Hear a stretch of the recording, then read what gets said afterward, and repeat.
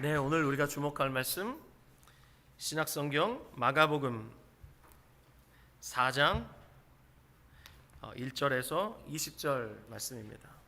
교독하도록 하겠습니다. 제가 1절, 여러분이 2절 이렇게 긴 본문을 차근차근 우리 봉독하도록 하겠습니다. 제가 먼저 1절 봉독하겠습니다. 예수께서 다시 바닷가에서 가르치시니 큰 무리가 모여들거늘 예수께서 바다에 떠 있는 배에 올라 앉으시고 온 무리는 바닷가 육지에 있더라.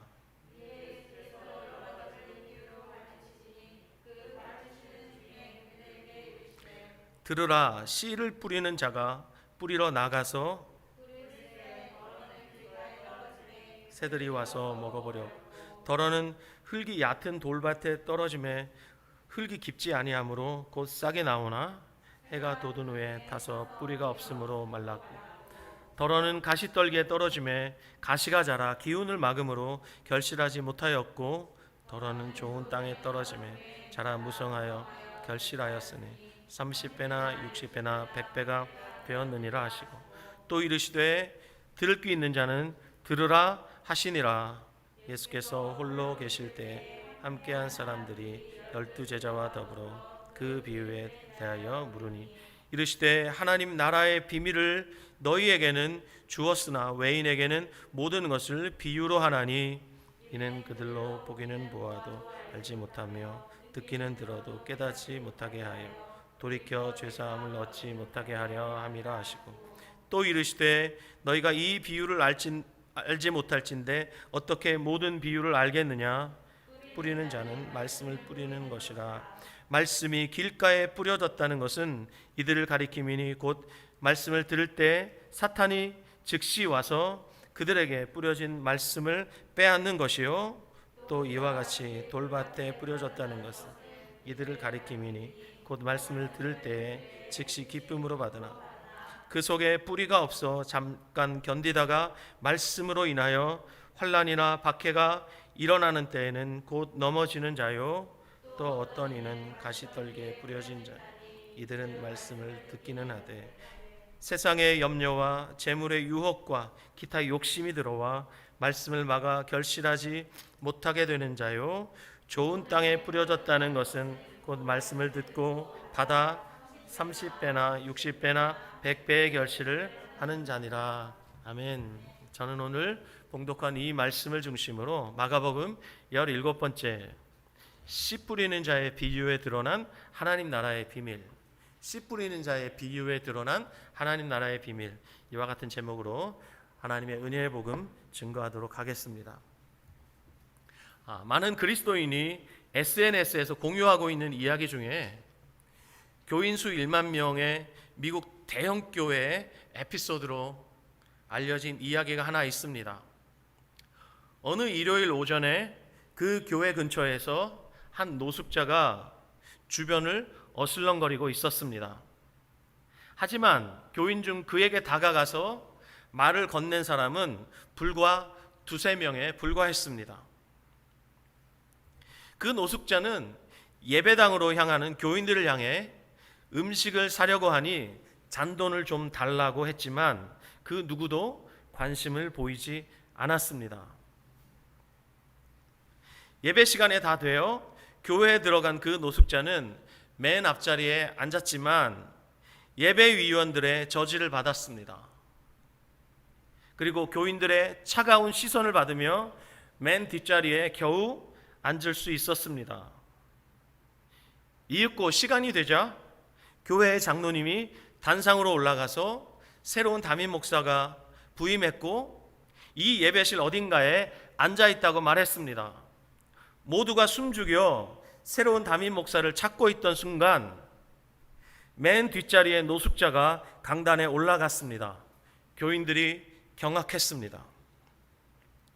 강단에 올라간 그 노숙자는 곧장 마태복음 25장 31절에서 40절까지를 읽어 내려가면서 메시지를 전했습니다.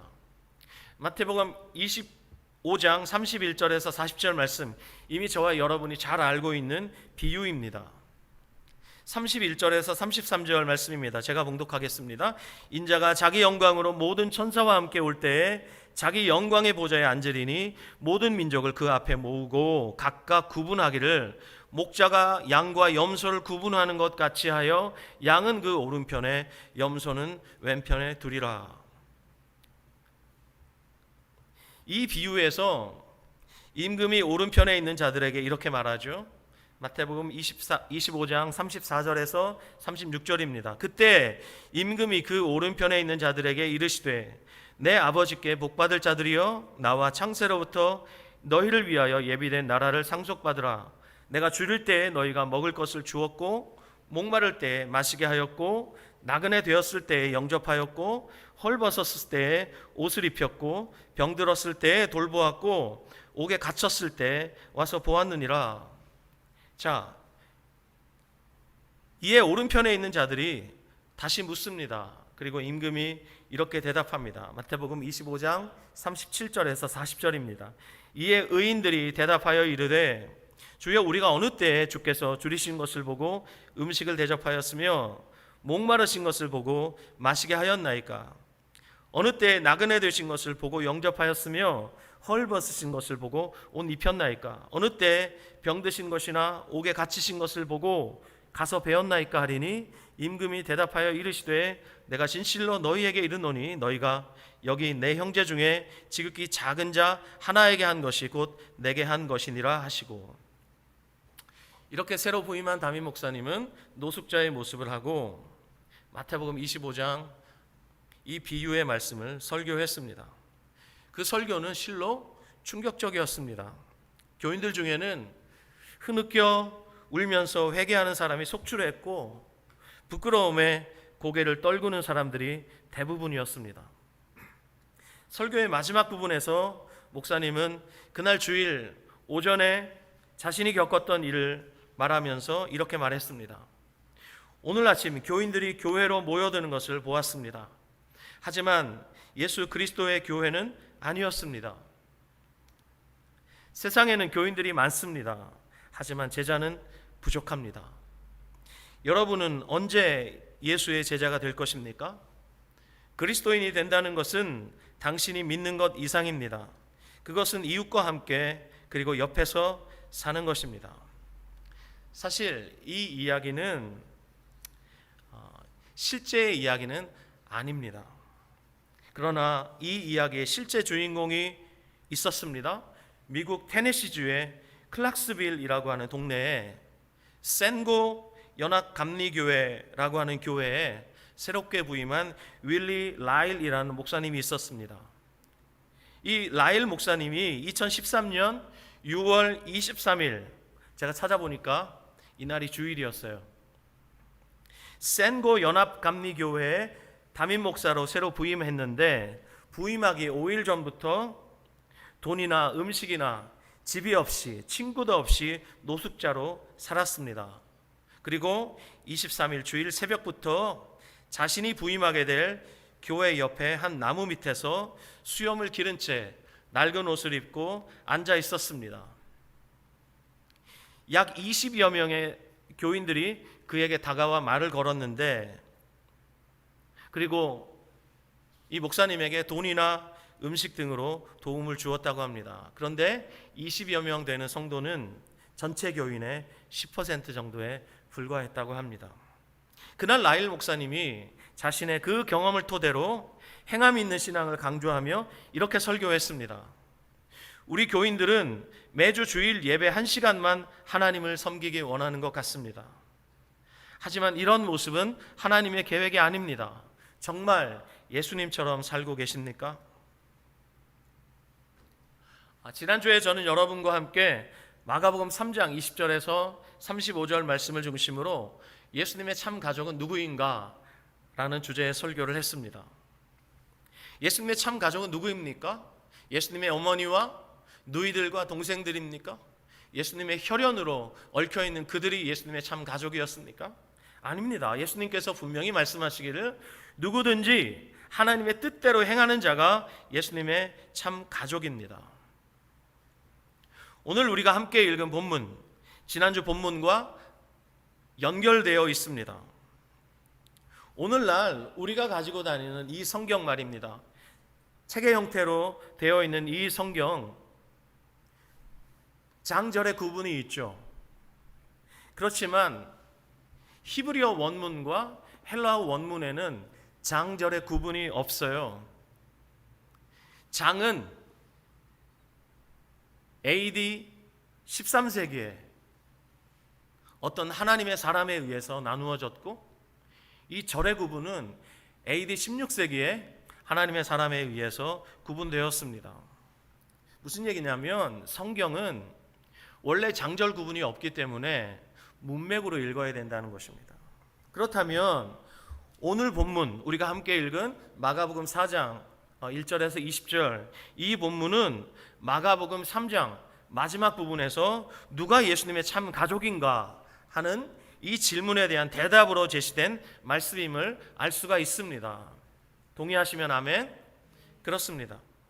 우선 오늘 본문 4장 1절 2절을 보면 예수님께서 바닷가에 떠 있는 배에 앉아서 가르치고 계시다는 것을 알 수 있습니다. 그리고 예수님 주변에 모였던 큰 무리는 지금 바닷가 육지에서 예수님의 가르침을 받고 있음을 볼 수 있습니다. 그런데 2절을 보시면 예수님께서 무리를 가르치시는데 비유를 사용하고 계심을 알 수 있습니다.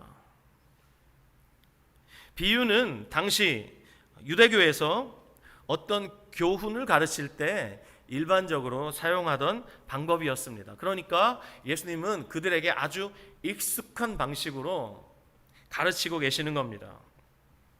그런데 예수님이 비유를 사용하시는 목적은 당시 유대교의 일반 랍비들과 완전히 달랐습니다.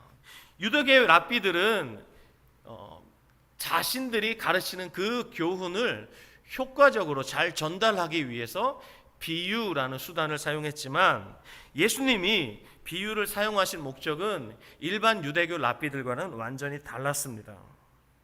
먼저 이 비유는 가까운 제자들과 또 구원받은 자들에겐 진리를 분명히 드러내시기 위함이었습니다. 반면에 믿지 않는 자들에게는 이 비유를 통해 말씀하심으로써 하나님 나라의 비밀을 감추시기 원하셨습니다. 다시 한 번 더요. 제자들에게는 비유를 통해서 진리를 보다 분명하게 드러내시기 원하셨고, 믿지 않는 자들에게는 비유를 통해서 하나님 나라의 비밀을 감추기 원하셨습니다. 마태복음 13장을 흔히 가리켜서 비유장이라고 해요. 예수님의 모든 비유를 한데 모아 놓았거든요. 거기에서 주님이 이렇게 말씀하십니다. 마태복음 13장 10절에서 13절 제가 읽겠습니다. 제자들이 예수께 나와 이르되 어찌하여 그들에게는 비유로 말씀하시나이까? 대답하여 이르시되 천국의 비밀을 아는 것이 너희에게는 허락되었으나 그들에게는 아니 되었나니, 무릇 있는 자는 받아 넉넉하게 되되 없는 자는 그 있는 것도 빼앗기리라. 그러므로 내가 그들에게 비유로 말하는 것은 그들이 보아도 보지 못하며 들어도 듣지 못하며 깨닫지 못함이니라. 그렇습니다. 너희에게는 허락되었으나 그들에게는 아니 되었나니, 제자들에게는 하나님 나라의 비밀을 드러내어 보여주시기 위해 비유를 사용하셨고, 믿지 않는 자들에게는 하나님의 나라의 비밀을 감추시기 위해서 비유를 사용하셨다는 것을 우리가 이해할 필요가 있습니다. 그리고 마태복음 13장 34절을 보면 무리들에게는 철저히 비유로만 말씀하셨음을 알 수 있습니다. 역시 제가 봉독하겠습니다. 예수께서 이 모든 것을 무리에게 비유로 말씀하시고 비유가 아니면 아무것도 말씀하지 아니하셨으니, 그래서 무리들에게는 비유로 말씀하심으로써 하나님 나라의 비밀을 감추셨어요. 숨기셨어요. 이것이 그들을 향한 심판이었어요. 자, 다 함께 요한복음 3장 18절에서 21절 말씀 찾아 읽겠습니다. 요한복음 3장 18절에서 21절. 마가복음 4장을 책갈피 하시고 요한복음 3장 18절에서 21절 다 함께 읽습니다. 시작. 그를 믿는 자는 심판을 받지 아니하는 것이요 믿지 아니하는 자는 하나님의 독생자의 이름을 믿지 아니하므로 벌써 심판을 받은 것이니라. 그 정죄는 이것이니 곧 빛이 세상에 왔으되 사람들이 자기 행위가 악함으로 빛보다 어두움을 더 사랑한 것이니라. 악을 행하는 자마다 빛을 미워하여 빛으로 오지 아니하나니 이는 그 행위가 드러날까 하며 진리를 따르는 자는 빛으로 오나니 이는 그 행위가 하나님 앞에서 행한 것임을 나타내려 함이라 하시니라. 여러분 보십시오. 믿지 않는 것 자체가 벌써 심판 아래에 있다는 증거입니다. 그래서 믿지 않는 자는 빛보다 어두움을 더 사랑하고 빛을 미워하기 때문에 빛 가운데로 나오지 않습니다. 그러므로 그들에게는 비유를 통해서 하나님 나라의 비밀을 감추는 것, 감춤으로써 그들을 여전히 어둠 가운데 내버려 두는 것, 그렇게 함으로써 예수님은 비유를 통해서 믿지 않는 자들은 심판하셨어요. 이미 그들은 심판을 받은 것이에요. 그렇다면 이렇게 예수님을 통해서 어떤 사람에게는 비유를 통해서 하나님 나라의 비밀이 드러나고 어떤 사람에게는 비유를 통해서 하나님의 비밀이 숨겨졌는데, 그렇다면 예수님께서 이 비유를 통해서 가르치시고자 했던 것이 무엇일까? 이미 아시겠지만 다시 마가복음 4장 11절을 찾아서 읽겠습니다. 마가복음 4장 11절.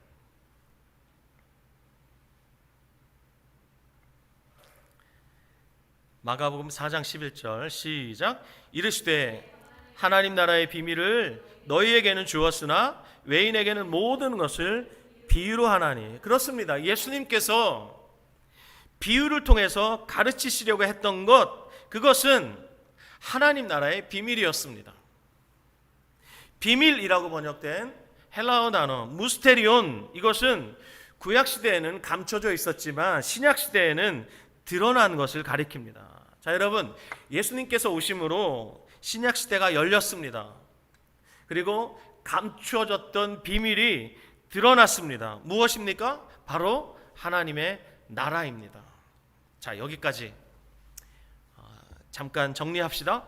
예수님께서 오심으로 하나님 나라가 선포되었고 임했습니다. 그런데 예수님이 오시기 전까지 하나님의 나라는 비밀이었습니다. 그러나 이제 믿는 자는, 즉 하나님 나라 백성들에게는 하나님 나라가 더 이상 비밀이 아닙니다. 왜냐하면 예수님께서 하나님 나라를 선포하셨을 뿐만 아니라 비유를 통해서 그 나라의 비밀을 밝히 드러내어 가르쳐 주셨기 때문입니다. 자, 오늘 우리가 주목하는 이 본문에서 비유가 나오죠. 이 비유는 흔히 씨 뿌리는 자의 비유로 알려져 있는데 예수님의 여러 가지 비유 중에서 가장 중요한 비유입니다.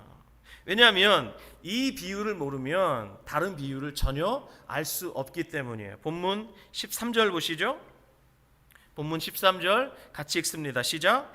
또 이르시되 너희가 이 비유를 알지 못할진대 어떻게 모든 비유를 알겠느냐. 그래요.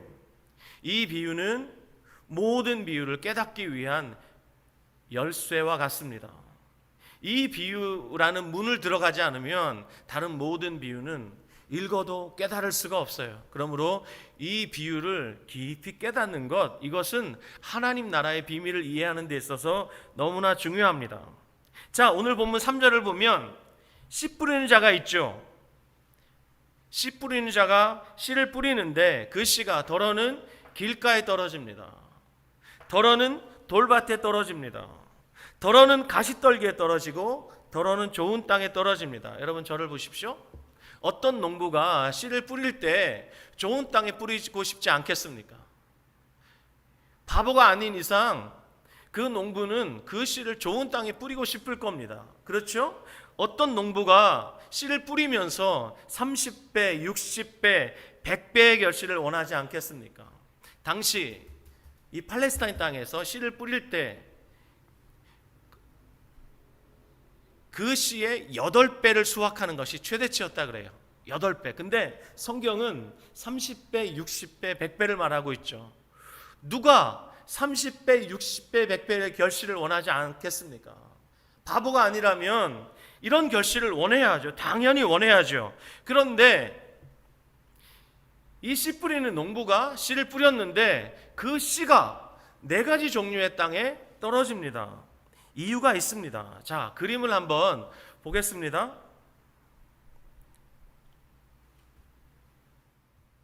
자, 그림에서 먼저 보실 수 있는 건 예수님 당시에 곡창지대가 있었습니다. 우리나라도 김포 평야가 있고 나주 평야가 있고 우리나라 전역에 넓은 평야들이 있죠. 곡창지대예요. 팔레스타인 땅에도 곡창지대가 있었는데 거기가 어디냐면 갈릴리 근처에 있는 이스라엘이라는 평야지대였어요. 그런데 당시 이 유대인들은 로마의 지배를 받고 있었기 때문에 이 좋은 땅은 로마가 차지하고 있었어요. 그렇기 때문에 식민지 백성인 유대인들은 다음 그림에서 보실 수 있는 것처럼 보여주세요. 예, 이렇게 척박한 유대 산지를 계단식으로 개간해서 농사를 지을 수밖에 없었어요. 지금 온라인으로 예배하시는 분들도 이 그림 보고 계시죠? 자, 지금 예수님께서 4종류의 밭을 말씀하시는데 바로 이 척박한 산지를 계단식으로 개간해서 농사를 지을 수밖에 없었던 당시의 시대 상황을 우리가 머릿속에 두어야 오늘 말씀이 이해가 됩니다. 자, 이런 농경지를 뭐라고 그러냐? 테라스식 농경지라고 말합니다. 테라스식 농경지. 자, 이 계단식, 즉 테라스식 농경지의 각 계단 끝에 담벼락 근처에 거기는 비가 올 때마다 위로부터 고운 흙이 쓸려 내려옵니다. 그래서 땅이 좋아집니다. 그래서 바로 거기가 좋은 땅이에요. 그런데 각 테라스마다 사람들이 지나다니는 길이 있겠죠. 거기가 바로 길가밭이에요. 그리고 테라스는 위로 올라갈수록 땅이 척박해요. 왜냐하면 비가 내리면 비가 올 때마다 흙이 위에서 아래로 조금씩 쓸려 내려가기 때문에 위로 올라갈수록 흙이 얕아요. 그리고 유대 산지는 척박한 이 돌이 많기 때문에 돌이 점점 드러나죠. 그래서 위로 올라갈수록 돌밭이 많은 거예요. 그리고 마지막으로 농부의 손길이 닿을 수 없는 테라스, 담 주변은 거기가 가시떨기가 자라기 때문에 가시떨기 밭이 되는 거예요. 자, 이렇게 우리가 그림을 보았는데 아시다시피 여러분, 이스라엘 땅에는 우기와 건기가 아주 뚜렷해요. 자, 우기가 되면 우기 내내 비가 오지는 않아요. 들어보셨을 겁니다. 이른 비와 늦은 비가 옵니다. 이른 비가 내리면 농부들은 파종을 준비합니다. 그리고 늦은 비가 내리면 추수를 준비합니다. 자, 파종을 하기 위해서 농부가 무엇을 해야 합니까? 밭을 갈아엎어야죠. 쟁기질을 하는데 쟁기질을 2번 해요. 첫 번째 쟁기질을 통해서 척박한 땅을 갈아엎습니다. 우리는 밭을 쟁기질을 할 때 쏟아오는 그 쟁기가 어때요? 가지런하게 고랑을 만들죠. 아주 질서정연한 고랑을 만들어냅니다. 이게 우리나라 사람들이 하는 쟁기질이에요. 근데 이 이스라엘 산지에서는 그렇게 쟁기질을 할 수가 없어요. 땅을 갈아엎는 수준으로 밑에 있는 흙을 위로 갈아엎는 수준으로 쟁기질을 합니다. 자, 그리고 농부가 씨를 흩어서 뿌려요. 이때 씨앗이 4종류의 밭에 떨어지게 됩니다. 자, 씨를 뿌리고 나서 다음으로 쟁기질을 한 번 더 합니다. 그래서 뿌린 씨앗이 흙으로 덮입니다. 이렇게 해서 쟁기질을 2번 하고 그 가운데 씨를 뿌리는데 2번째 쟁기질이 끝나면 그 후부터는 자연의 섭리에 맡기게 됩니다. 더 정확하게 말하면 자연을 주관하시는 하나님의 섭리에 맡기게 됩니다. 여러분, 그동안 씨 뿌리는 자의 비유 설교, 적어도 교회 생활을 20년, 30년 하신 분이라면 적어도 한 번 이상은 이 설교 들으셨을 거예요. 그런데 이제까지 대부분 여러분이 들었던 설교는 어떤 설교였을까? 제가 생각해 봤어요. 아마 이런 설교 들으셨을 거예요. 좋은 땅이 되어서 우리도 30배, 60배, 100배의 열매를 거두자. 우리도 좋은 땅이 되자. 이렇게 목사님들이 막 열을 내면서 그렇게 설교했을 거예요. 좋은 땅이 되어야 합니다. 여러분 생각해 보십시오. 본문에서 땅은 이미 그 종류가 구분되어 있습니다. 무슨 뜻이냐면 땅이 스스로 결심한다고 해서 스스로 쟁기질을 해서 좋은 땅이 될 수는 없는 거예요. 그러므로 이 비유를 통해서 우리도 좋은 땅이 됩시다. 좋은 땅이 돼서 30배, 60배, 100배의 열매를 거둡시다. 이런 말씀이 아니라는 것을 우리가 먼저 생각해야 합니다. 자, 그렇다면 이 비유를 예수님께서 해석해 주시는데 예수님의 해석이 가장 정확하죠. 자, 14절부터 예수님께서 친히 제자들에게 해석해 주시는 것을 보겠습니다. 먼저 14절입니다. 뿌리는 자는 말씀을 뿌리는 것이라. 자, 씨 뿌리는 자가 뿌리는 것이 무엇이라고 말씀하시죠? 말씀이다. 마태복음에는 천국 말씀이라고 하고 누가복음에는 하나님의 말씀이라고 합니다. 한마디로 말하면 복음입니다. 지금 이 농부는 복음의 씨를 뿌리고 있는 겁니다. 이 농부가 누구일까요? 예수님이에요. 예수님께서 지금 씨를 뿌리고 계세요. 복음을 선포하고 계세요. 자, 먼저 말씀이 길가에 뿌려집니다. 15절 읽겠습니다. 시작. 말씀이 길가에 뿌려졌다는 것은 이들을 가리킴이니 사탄이 즉시 와서 그들에게 뿌려진 말씀을 빼앗은 것이요. 자, 잘 보십시오. 길가에 뿌려졌다는 것은 이들을 가리킴이니. 길가에 뿌려졌다는 게 사람을 가리키죠. 그렇죠? 길가에 뿌려졌다는 게 이들을 가리킨답니다. 그러니까 이 네 종류의 밭은 각각 다른 사람들을 가리킨다는 것을 우리가 알 수 있습니다. 자, 그렇다면 길가와 같은 자들이 있었다는 거죠. 길가와 같은 자들, 예수님 당시 그들은 누구였을까요? 종교 지도자들이었습니다. 그들은 말씀을 들었습니다. 하지만 그 말씀을 즉시 사탄에게 뺏겼습니다. 예수님의 말씀을 듣기는 들었습니다. 하지만 듣자마자 거부합니다. 이것을 사탄이 그들의 마음에서 말씀을 빼앗아 가는 것으로 설명하셨습니다. 자, 듣습니다. 하지만 듣자마자 거부합니다. 이미 그들의 마음은 진리가 아닌 다른 것에 뿌리를 내리고 있었습니다. 지난주에 우리가 살펴보았죠. 예수님이 마태복음 12장에서 하신 말씀대로 바리새인들과 서기관들이 표적을 구했습니다. 그들을 향해서 뭐라고 말씀하셨습니까? 악하고 음란한 세대가 표적을 구한다. 그들은 악하고 음란했습니다. 악하고 음란했다는 말이 무엇이었습니까? 하나님 나라에 관심이 없다는 것이었습니다. 왜냐? 그들은 하늘에 속한 사람이 아니었기 때문에 그들의 관심은 오직 땅에만 있었습니다. 자기들이 누리고 있었던 그 종교적 기득권을 지키는 데 혈안이 되어 있었습니다. 진리에는 관심이 없고 오직 그들의 관심은 진리가 아니라 실리에 있었습니다. 실리, 이익에 있었습니다. 그러면서 입으로는 주여 주여 했습니다. 그래서 그들은 음란했습니다. 그러니 그들의 마음에는 말씀이 들어갈 틈이 요만큼도 없었던 것입니다. 그들이 바로 길가밭이었습니다. 다음으로 말씀이 돌밭에 뿌려집니다. 16절, 17절 말씀 읽겠습니다. 시작. 또 이와 같이 돌밭에 뿌려졌다는 것은 이들을 가리킴이니 곧 말씀을 들을 때에 즉시 기쁨으로 받으나 그 속에 뿌리가 없어 잠시 견디다가 말씀으로 인하여 환난이나 박해가 일어나는 때에는 곧 넘어지는 자예요. 예수님 당시에 돌밭 같은 자들이 있었습니다. 그들이 누구일까요? 그들은 처음엔 말씀을 기쁨으로 받습니다. 그러나 그 기쁨이 오래가지 못합니다. 오늘 본문에 있는 말씀으로 표현하자면 그 기쁨에는 깊이가 없습니다. 아주 얕은 기쁨이에요. 뿌리가 없기 때문이에요. 그래서 환난과 박해가 올 때 그들은 잠시 견디는 것 같아 보이지만 이내 얕은 기쁨을 잃어버리고 넘어져 버리고 맙니다. 그들이 누구였을까요?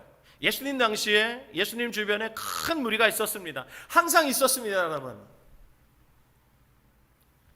그들은 예수님을 통해서 필요를 채우기를 원했습니다. 그래서 예수님의 병을 고쳐주셨을 때, 또 예수님께서 귀신을 내어 쫓으셨을 때, 보리떡 5개와 물고기 2마리로 5,000명을 먹이셨을 때 그들은 환호했습니다.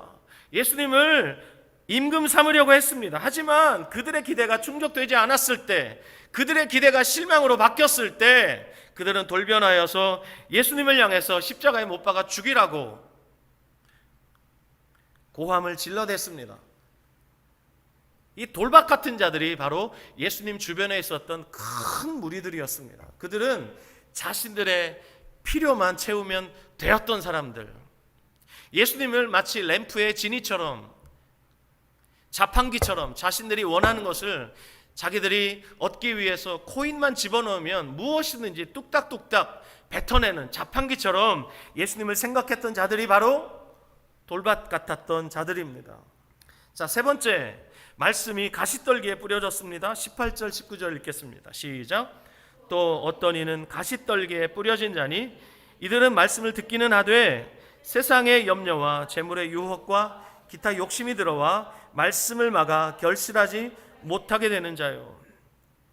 자, 가시떨기와 같은 자들이 있었습니다. 이들 역시 말씀을 듣습니다. 그리고 이들은 간절함과 사모함도 있습니다. 여러분, 간절함과 사모함 너무 좋은 거예요. 하지만 이것보다 더 큰 게 있습니다. 무엇이냐면 세상의 염려와 재물의 유혹과 욕심이 간절함과 사모함보다 훨씬 큽니다. 그래서 말씀이 막혀버립니다. 말씀이 질식을 당해버립니다. 예수님 당시에 이런 사람들이 있었죠. 그 중에 대표적인 사람이 부자 청년이에요. 그는 재물이 많은 부자였습니다. 그리고 지도자의 위치에 있었습니다. 그리고 젊었습니다. 게다가 정통 유대인이었습니다. 요즘으로 말하면 모태신앙 같은 사람이었습니다. 네 박자를 다 갖춘 사람이에요. 그가 예수님께 물어보죠. 내가 무엇을 해야 영생을 얻을 수 있겠습니까? 그는 영생을 얻고자 하는 그 진지함이 있었습니다. 그때 예수님이 뭐라고 말씀하십니까? 계명을 지켜라. 하나님을 사랑하고 이웃을 사랑하라. 10계명의 아주 중요한 계명을 주님 말씀하시면서 계명을 지켜라. 그랬더니 놀랍게도 그 부자 청년이 이렇게 말합니다. 어려서부터 다 지켰습니다. 이렇게 말할 수 있는 사람 흔치 않습니다. 그런데 예수님께서 전혀 감동받지 않으시고 이렇게 말씀하십니다. 오히려 한 가지 부족한 것이 있다. 너에게 많은 재물이 있는데 그것을 다 팔아서 가난한 자들에게 나눠주고 나를 따르라. 그랬더니 예수님의 그 말에 부자 청년이 심히 근심합니다. 자, 마가복음에 보면 이렇게 말씀합니다. 마가복음 10장 21절에 예수님 말씀하십니다. 그를 사랑하여 말씀하셨다. 그에게 정말 영생을 주시기를 원하셔서 그를 사랑하셔서 말씀하신 겁니다. 한 가지 부족한 게 있다. 너 재물이 많은데 그 모든 것을 가난한 자들에게 다 나눠주고 나를 따르라. 이렇게 말씀하셨어요. 부자 청년 큰 부자였습니다. 그래서 심히 근심했습니다. 여러분, 심히 근심할 수 있습니다. 저와 여러분도 심히 근심할 수 있습니다. 하지만 결론은 무엇이어야 합니까? 결론은 예수님이 되어야죠. 그런데 심히 근심했지만 이 부자 청년의 결론은 결국 재물이었어요. 그가 그토록 추구했던 영생을 그는 결국 얻지 못하고 슬픈 기색을 띠고 근심하며 돌아갔습니다. 이 부자 청년, 가시떨기와 같은 그런 밭이었습니다. 마지막으로 오늘 본문에서 말씀이 좋은 땅에 뿌려졌습니다. 20절 보십시오. 마가복음 4장 20절 시작. 좋은 땅에 뿌려졌다는 것은 곧 말씀을 듣고 받아 아멘. 좋은 땅과 같은 자들이 있었습니다. 그런데 그들은 놀랍게도 정통 유대인들의 입장에서 볼 때, 정통 유대인들의 눈에 좋은 땅과 같았던 자들은 죄인들이었습니다. 더러운 자들이었습니다.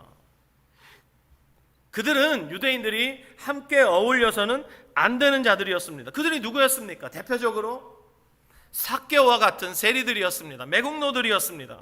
그리고 창기들이었습니다. 이름 없는 여자들이었습니다. 로마의 백부장과 같은 이방인들이었습니다. 그리고 예수님의 12제자들처럼 유대인들에게 철저히 무시당하던 갈릴리 사람들이었습니다. 이 좋은 땅과 같았던 사람들, 그들에게 중요했던 것은 직업도 아니었습니다. 명성도 아니었습니다. 재물의 많고 적음도 아니었습니다. 권력의 유무도 아니었습니다. 혈통도 아니었습니다. 그들에게 중요했던 것은 오직 예수 그리스도를 사랑하는 마음, 오직 예수님의 은혜 아니면 살 수 없다는 그 겸손과 믿음이었습니다. 그것이면 충분했던 자들이 바로 좋은 땅이었습니다. 고린도 교회를 향한 바울의 말을 여러분 한번 들어보시기 바랍니다. 고린도전서 1장 26절부터 29절 말씀입니다. 한번 찾아볼까요? 고린도전서 1장 26절에서 29절 말씀입니다.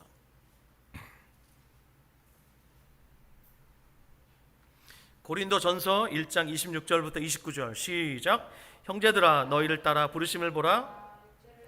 육체를 따라 지혜로운 자가 많지 아니하며 능한 자가 많지 아니하며 문벌 좋은 자가 많지 아니하도다. 그러나 하나님께서 세상의 미련한 것들을 택하사 지혜 있는 자들을 부끄럽게 하려 하시고 세상의 약한 것들을 택하사 강한 자들을 부끄럽게 하려 하시며 하나님께서 세상의 천한 것들과 멸시받는 것들과 없는 것들을 택하사 있는 것들을 폐하려 하시나니 이는 아무 육체도 하나님 앞에서 자랑하지 못하게 하려 하심이라.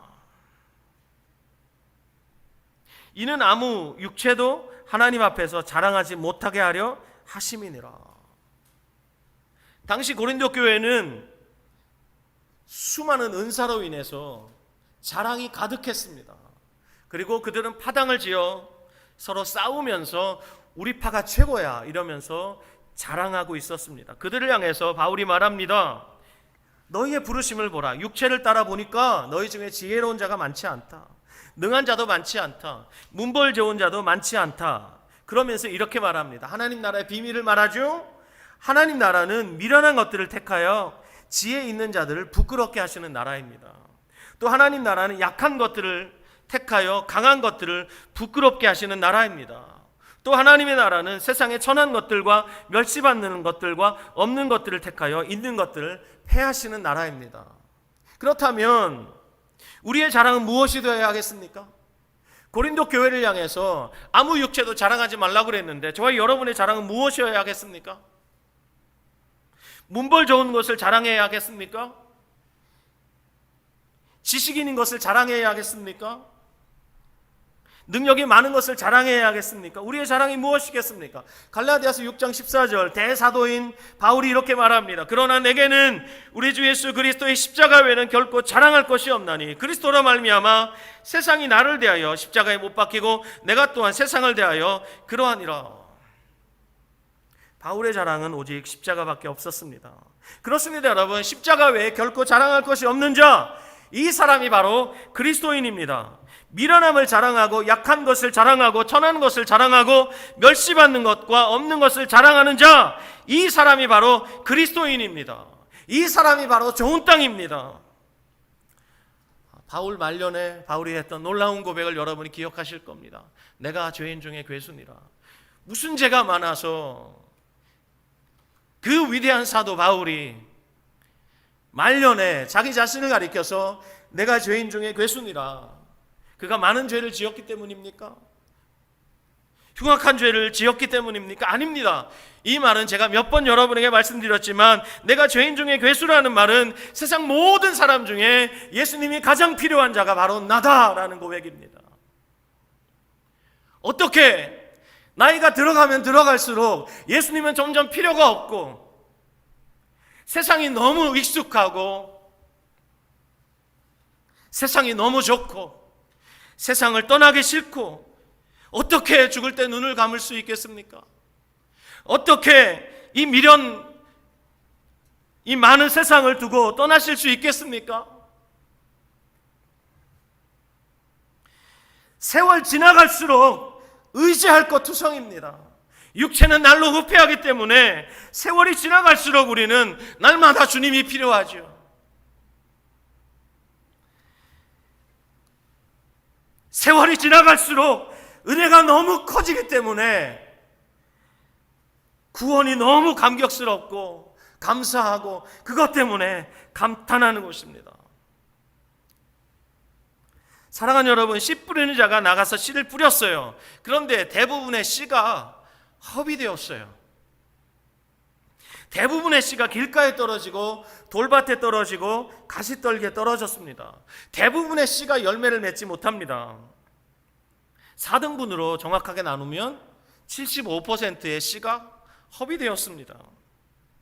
이건 무슨 얘기입니까? 오늘날 교회 안에서 이런 일들이 얼마든지 벌어진다는 겁니다. 예배당 안에서 이런 일들이 얼마든지 벌어질 수 있습니다. 우리 처음사랑교회는 예외일까요?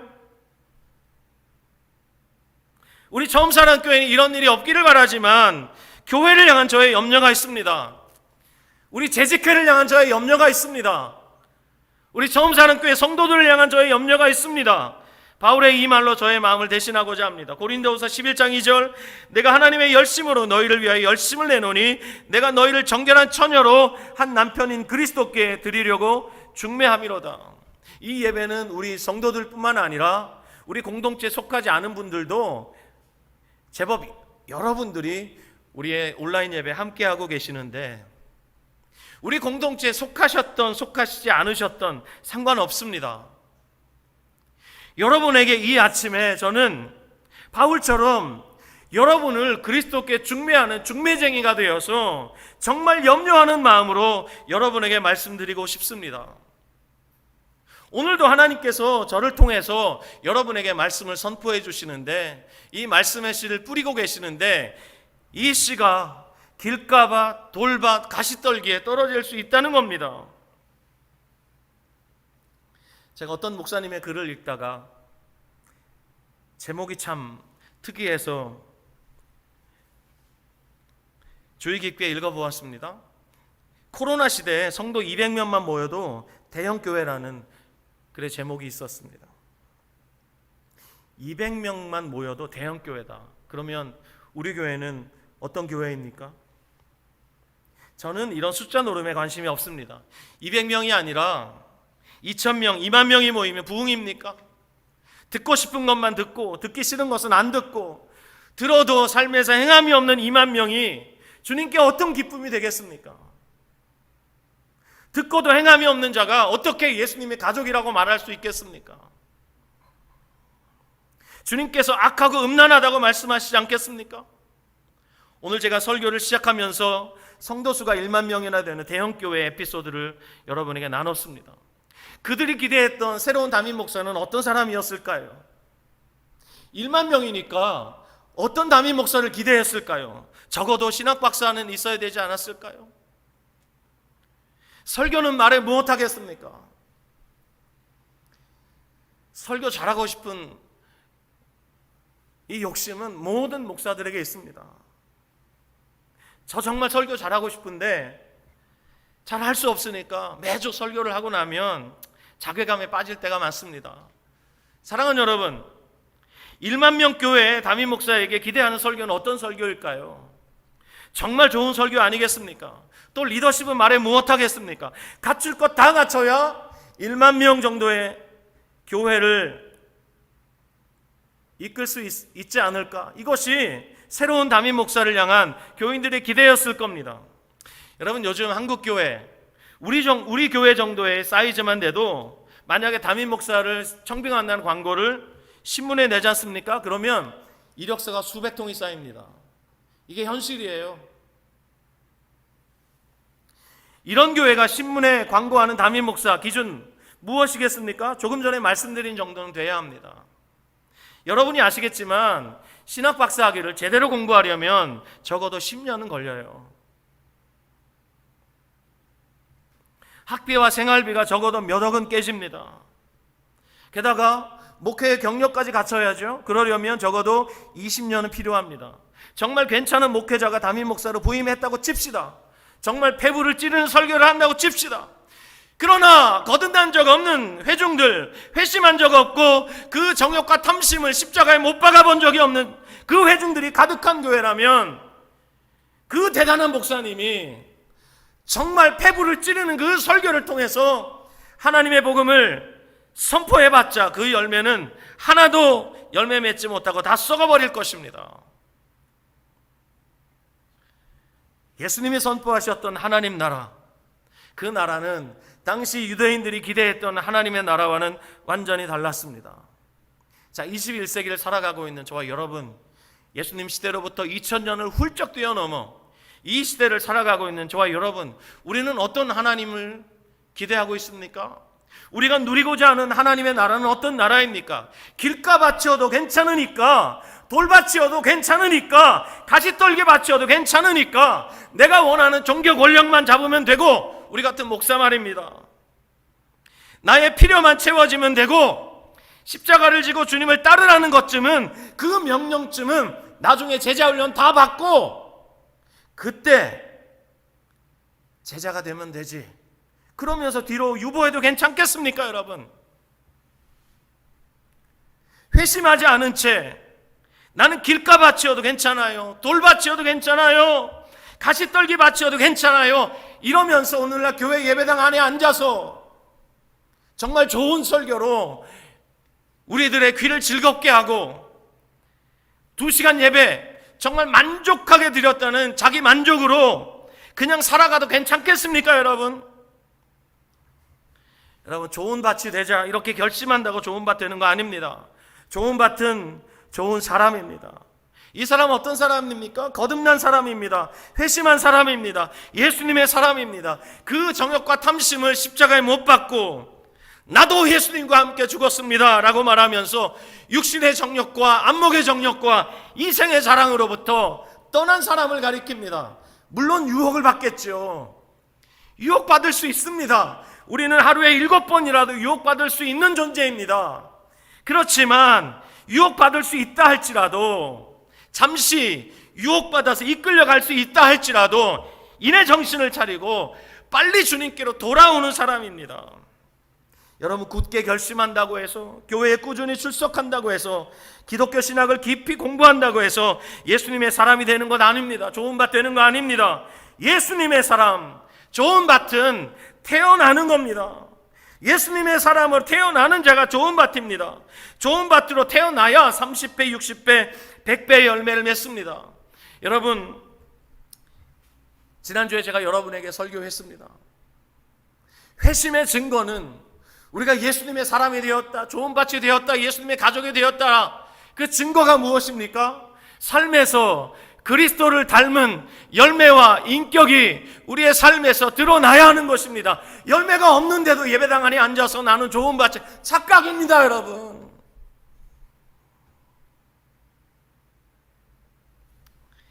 지난주에 설교를 마치고 집으로 돌아가면서 아내와 대화를 하다가 우리가 어떻게 하나님의 자녀가 되었지? 우리가 어떻게 이 큰 복을 받았지? 하면서 서로 이야기를 나누고, 어쩌다가 우리가 이런 은혜를 받게 되었지? 이러면서 감격했습니다. 아마 이 감격은 갈수록 더 깊어질 것 같습니다. 여러분에게 이런 감격과 감사와 감탄이 있습니까? 그렇다면 전심으로 주님을 사랑하십시오. 마음을 다하십시오. 뜻을 다하십시오. 성품을 다하십시오. 그렇게 주님을 사랑하십시오. 주님의 핏값으로 사신 교회를 여러분 사랑하십시오. 주님이 목숨 버려 사셨습니다. 그렇다면 교회보다 가치 있는 공동체는 없습니다. 그러므로 교회를 사랑하는 것, 이건 주님을 사랑한다고 하는 사람들의 삶에서 당연한 것입니다.